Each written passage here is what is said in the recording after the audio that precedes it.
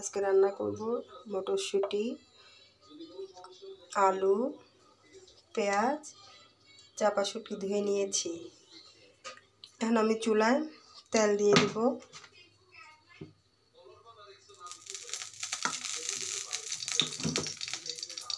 চুলায় আমি তেল দিয়ে দিয়েছি।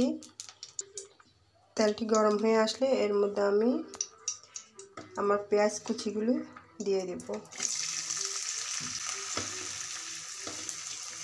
পেঁয়াজগুলো আমি একটু লাল লাল করে ভেজে নেব। বন্ধুরা, আমার পেঁয়াজটা লাল হয়ে গিয়েছে। এর মধ্যে আমি শুটকিটা দিয়ে দিয়েছি। এর মধ্যে দিয়ে দেব স্বাদের গুঁড়া, ধনিয়ার গুঁড়া। আমি ঝাল খাই, এই জন্য আমি 2 চামচ মরিচের গুঁড়া দিয়ে দিচ্ছি। আধা চামচ হলুদ দিয়ে দিচ্ছি। এগুলো এখন আমি ভালো করে কষিয়ে নেব।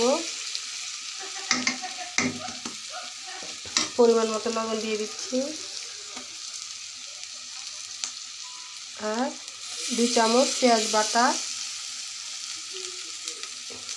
আর 1 চামচ রসুন বাটা দিয়ে দিচ্ছি। এগুলো এখন আমি ভালো করে কষিয়ে নেব। সামান্য একটু পানি অ্যাড করব।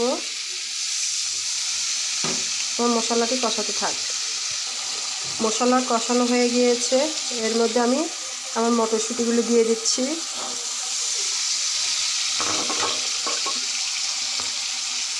এর মধ্যে আমার আলু কেটে নিয়েছিলাম সেটা দিয়ে দিচ্ছি।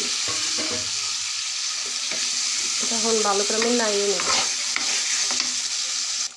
যার পাশে যত বেশি শুটকি থাকবে দেবেন। আমার সামান্য ছিল, আমি সামান্য চাপা শুটকিটা দিয়েছি। এটা এখন আমি ভালো করে কষিয়ে নেব। বন্ধুরা, কষানো হয়ে আসছে। এর মধ্যে দিয়ে দেব 2টা টমেটো। ভালো করে এগুলো কষিয়ে সামান্য পরিমাণ মতো পানি দিয়ে দেব। হয়ে গিয়েছে। এর মধ্যে আমি ধনেপাতাটা দিয়ে নামিয়ে নিব, কারণ আলু আছে। আলু পরে পানি টেনে ফেলে।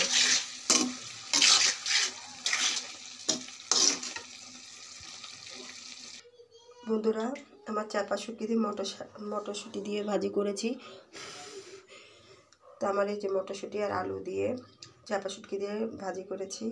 এটি আপনি পরোটার সাথেও খেতে পারবেন, ভাতের সাথেও খেতে পারবেন। 2টা ভাবেই খাওয়া যায়। তা বন্ধুরা, আমার রান্নাটি কেমন হয়েছে আমাকে জানাবেন।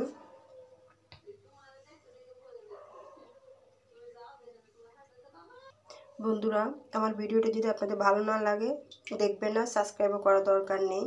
আর শুধু শুধু সাবস্ক্রাইব করে আপনি আনসাবস্ক্রাইব করে দেবেন, এটা আমাদের খুবই অপমানজনক লাগে। আপনার ভালো লাগলে দিবেন, ভালো না লাগলে দেখাও দরকার নাই, দেওয়া দরকার নাই।